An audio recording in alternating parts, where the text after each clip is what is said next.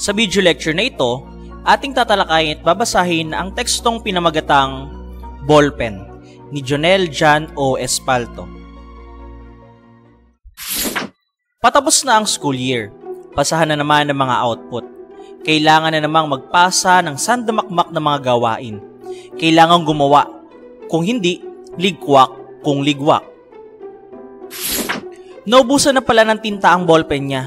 Kailangang pumunta sa bookstore para bumili.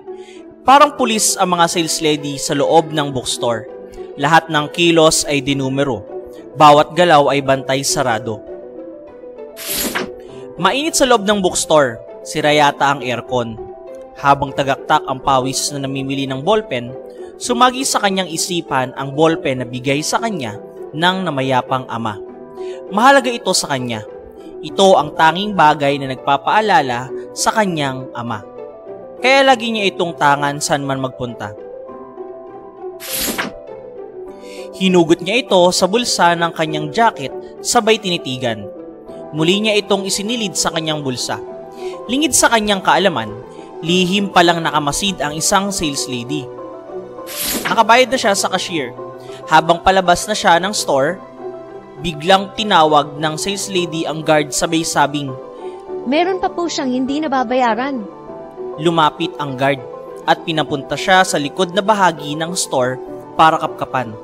Gulat na gulat siya sa pangyayari. Lahat ng tao sa store ay nakatingin sa kanya.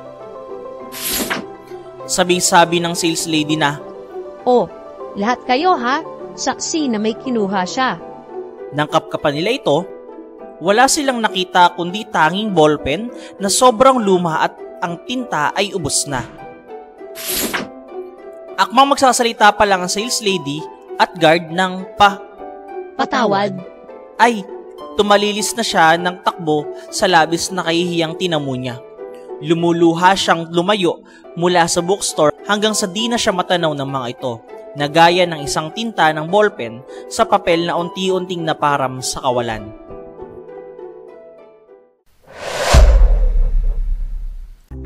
Matapos natin basahin ang isang teksto, subukan naman nating sagutin ang mga tanong. Unang katanungan.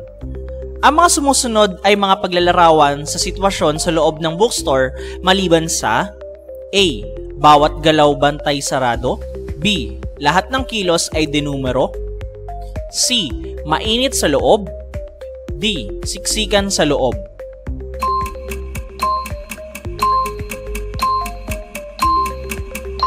Ang tamang sagot ay D. Siksikan sa loob. Ikalawang katanungan.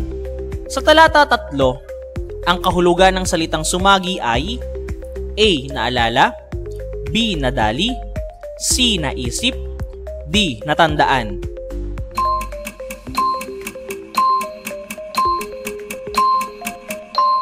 Ang tamang sagot ay C. Naisip.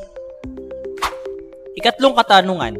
Sa pahayag na tumalili siya ng takbo, lumuluha siyang lumayo mula sa bookstore hanggang sa di na siya matanaw ng mga ito na gaya ng isang tinta ng ballpen sa papel na unti-unting naparam sa kawalan. May hinuha sa tagpong ito na A. Kumari pa siya ng takbo palayo para magsubong sa pamilya niya. B. Nagmamadali siyang tumakas palayo dahil sa labis ng kahihiyan. C. Nataranta siya sa nangyari dahil sa pagkapkap na nangyari. D. Tumakbo siya palayo dahil may pasok pa siya sa paaralan.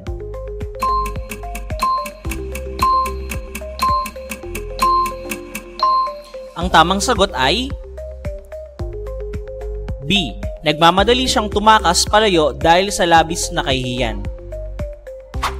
Ikaapat na tanong. Sa binasang teksto, alin sa mga sumusunod na katangian ng dagli ang hindi nakita? A. Double blade ang pamagat. B. Gahol sa banghay. C. Hindi konkreto ang wakas. O D. Nakatuon lamang sa dialogo.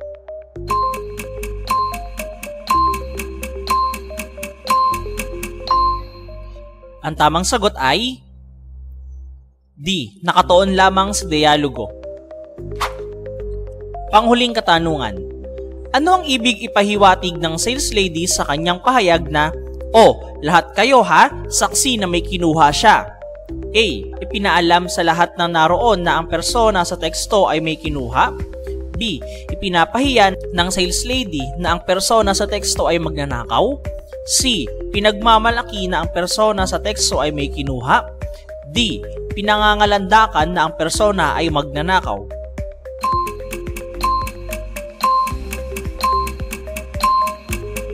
Ang tamang sagot ay B. Ipinapahiya ng sales lady na ang persona sa teksto ay magnanakaw.